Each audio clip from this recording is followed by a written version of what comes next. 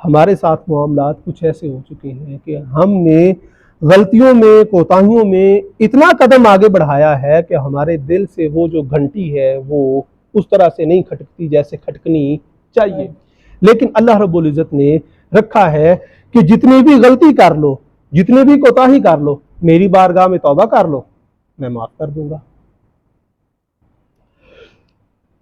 حضرت ابو سعید ابو الخیر آپ فرماتے ہیں باغا ہر آنچ ہستی باغا، لوٹ کے آ جا، لوٹ کے آ جا، تو جیسا بھی ہے تو میری بارگاہ کی طرف لوٹ کے آ جا. گر کافرو گبرو بت پرستی بازا، تو کافر ہے، بت پرست ہے، آپ کی پوجا کرنے والا ہے، جیسا بھی ہے تو میری بارگاہ میں آ جا. این بارگاہ است بارگاہ نومیدی نیست، اللہ رب العزت کی بارگاہ وہ بارگاہ ہے جہاں پہ مایوسی نہیں ہے. جب بھی تو آئے گا اعتراف جرم کرے گا وہ تجھے معاف کر دے گا. دنیا کی عدالت میں جائے گا اعتراف جرم کرے گا وہ تجھے سزا دیں گے. اللہ رب العزت فرماتا ہے میری بارگاہ وہ ہے جہاں پہ تو آ کے اعتراف کرے گا میں معاف کر دوں گا. انسان کے لیے کہاں پہ فائدے کا سودا ہے؟ اللہ رب العزت کی بارگاہ میں فائدے کا سودا ہے.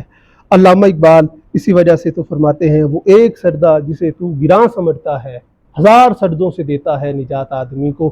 کہ تو نے اللہ رب العزت کی بارگاہ میں ایک سجدہ نہیں کرنا، وہاں پہ ایم پی اے کے پاس، ایم این اے کے پاس، ڈیرے دار کے پاس، کسی جگہ جج کے پاس تو جا کے ہاتھ باندھ کے تو کھڑا ہوگا کہ میاں صاحب میرا کام کر دیں.